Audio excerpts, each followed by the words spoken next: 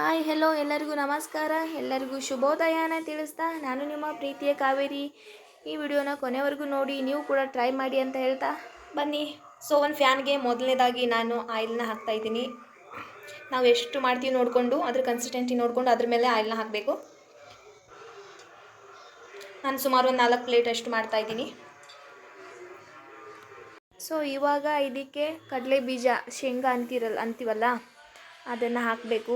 ನಾವು ಎಷ್ಟು ಪ್ರಮಾಣದಲ್ಲಿ ನಾವು ಚೂಡಾನ ಮಾಡ್ತೀವೋ, ಪೂರಿ ಈ ಕಡೆ ಎಲ್ಲ ಪೂರಿ ಅಂತಾರೆ, ನಮ್ಮ ಕಡೆ ಚೂಡ ಅಂತೀವಿ. ಅದನ್ನು ನೋಡಿಕೊಂಡು ಶೇಂಗಾ ಬೀಜನ ಹಾಕಬೇಕು. ಅದು ಸ್ವಲ್ಪ ಕ್ರಿಸ್ಪಿಯಾಗಿ ಆಗೋವರೆಗೂ ಆಯಿಲಲ್ಲೇ ತಿರುತ್ತಾ ಇರಬೇಕು.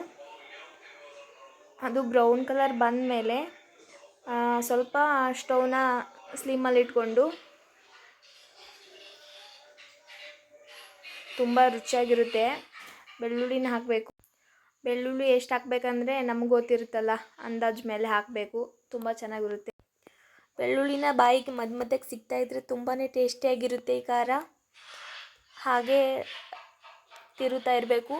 ಅದಾದಮೇಲೆ ಕರಿಬೇವು ಸೊಪ್ಪನ್ನ ಹಾಕಬೇಕು. ಕರಿಬೇವು ಸೊಪ್ಪನ್ನ ಸ್ವಲ್ಪ ಜಾಸ್ತಿ ತಿಂತಾರೆ ನಮ್ಮ ಮನೇಲಿ, ಹಾಗಾಗಿ ನಾನು ಸ್ವಲ್ಪ ಜಾಸ್ತಿನೇ ಹಾಕ್ತಿದ್ದೀನಿ.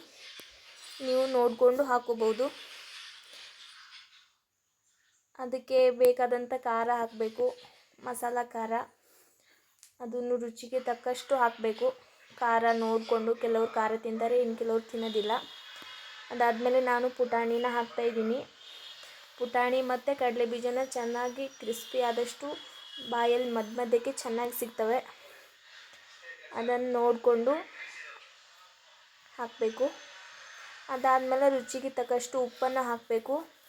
ಯಾಕಂದರೆ ಈ ಕಡೆ ಪೂರಿ ಸ್ವಲ್ಪ ಉಪ್ಪಿರೋದ್ರಿಂದ ನಾನು ಸ್ವಲ್ಪ ಉಪ್ಪನ್ನ ಕಡಿಮೆನೇ ಹಾಕ್ತಾಯಿದ್ದೀನಿ. ಇನ್ನು ಸ್ವಲ್ಪ ಉಪ್ಪು ತಿನ್ನೋರಾದರೆ ಸ್ವಲ್ಪ ಜಾಸ್ತಿನೇ ಹಾಕ್ಕೊಡಿ, ತೊಂದರೆ ಇಲ್ಲ.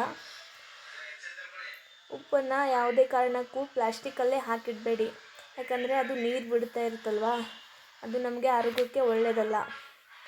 ಸ್ವಲ್ಪ ಕೆಂಪು ಖಾರನ ಹಾಕ್ತಾಯಿದ್ದೀನಿ.